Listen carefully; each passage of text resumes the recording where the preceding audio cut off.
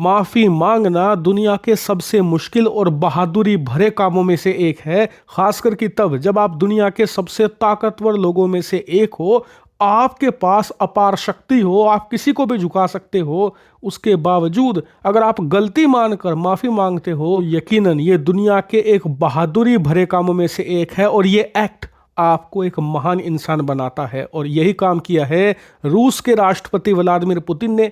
आज वो कुछ ही घंटों पहले दुनिया के सामने आए, खुद के देश की गलती मानकर कहा, ये गलती मेरे सैनिकों ने जरूर करी है लेकिन मैं इसे अपने ऊपर लूंगा और इसीलिए मैं पूरी दुनिया से माफी मांगता हूं, खासकर उन लोगों से जो इससे प्रभावित हुए। इतना ही नहीं, व्लादिमीर पुतिन ने खुद अपने मुंह से बताया कि उस इंसिडेंट के दौरान क्या क्या हुआ, कैसे ये कांड हो गया और कैसे इससे बचा जा सकता था। और मैं आपको ये पूरी घटना अब विस्तार से बताऊंगा क्योंकि इसकी सच्चाई अब पूरी तरीके से बाहर आ चुकी है। लेकिन उससे पहले आपको एक जानकारी दे दूं कि चीन ने 2 और हथियार लॉन्च कर दिए हैं, एक स्टेल्थ, एक नॉन स्टेल्थ, एक नौसेना के लिए, एक वायुसेना के लिए। और हाँ, ये भी 6th जनरेशन है।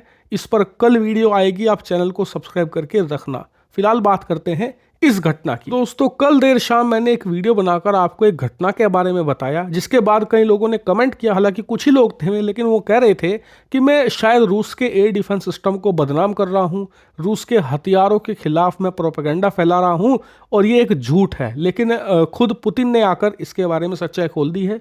दरअसल कल की खबर ये थी कि कजाकिस्तान के अंदर अजरबैजान का एक प्लेन क्रैश हो गया। उस समय संदेह जताया जा रहा था कि रूस के एयर डिफेंस सिस्टम ने गलती से उस प्लेन को मारकर गिरा दिया है।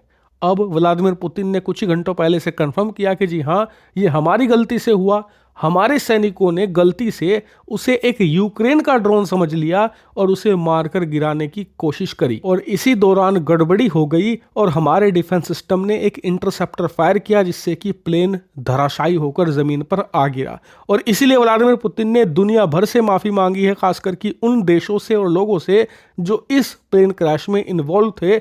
और बताया जा रहा है कि रूस कुछ ना कुछ कंपनसेशन उन लोगों को जरूर देगा जो घायल हुए हैं या फिर मारे गए हैं इस प्लेन क्रैश में। इतना ही नहीं, सबसे अच्छी बात मुझे पुतिन की ये लगी कि उन्होंने प्रॉपर्ली कहा है कि ये जो घटनाएं हो रही हैं हमारे डिफेंस सिस्टम के द्वारा, लगातार हो रही हैं हर कुछ सालों के अंतराल के बाद, हम अब इसकी एक इंटेंसिव जांच करेंगे कि कहाँ हमसे कमी हो रही है। इतना ही नहीं, उन्होंने ये भी कहा कि अब इस चीज़ की भी जांच करी जाएगी कि जब हमारे ATC एयर ट्रैफिक कंट्रोलर को ये बात पता थी कि हमने गलती से एक प्लेन को हिट कर दिया है और फिर प्लेन के पायलट कह रहे हैं कि जी चलो आपने हिट तो कर दिया, ठीक है, लेकिन अब हमें इमरजेंसी लैंडिंग तो अपने देश में करवा दो। लेकिन रूस के उस ATC ने इमरजेंसी लैंडिंग की मंजूरी नहीं दी। हम इस चीज की जांच कर रहे हैं कि कौन वो ATC था और उसने ऐसा किस इरादे से किया। क्या ये मिलीभगत के कारण हुआ या कुछ और एक्शन था? जो भी हो, इसकी सच्चाई रूस दुनिया के सामने जरूर रखेगा और जो भी दोषी होगा उसके खिलाफ रूस कड़ी से कड़ी कार्रवाई करेगा। और मेरे हिसाब से ये बहुत ही शानदार उदाहरण पुतिन ने पेश किया है। माफी भी मांगी और अपनी गलती भी मानी और कहा जो भी दोषी होंगे उनके खिलाफ एक्शन 100% होगा और कंपनसेशन भी वो देंगे। कि आप कहोगे कि यार पैसा देने से किसी की यहाँ पर जिंदगी थोड़े ना लौटाई जा सकती है, लेकिन आप ये भी तो सोचिए, उस प्लेन क्रैश में जो मरे होंगे उनमें से कोई ऐसा होगा जिसके बूढ़े माँ बाप उस पर निर्भर हो। ऐसे में उनकी जिंदगी आगे की थोड़ी सी आसान हो जाएगी ज़रूर। और इसके अलावा जस्टिस यानी कि न्याय तो व्लादिमीर पुतिन ने देने का वादा किया ही है। हालांकि इस पूरे वाक्य पर और पुतिन की माफी पर आपका क्या मानना है, कमेंट करके जरूर बताइएगा।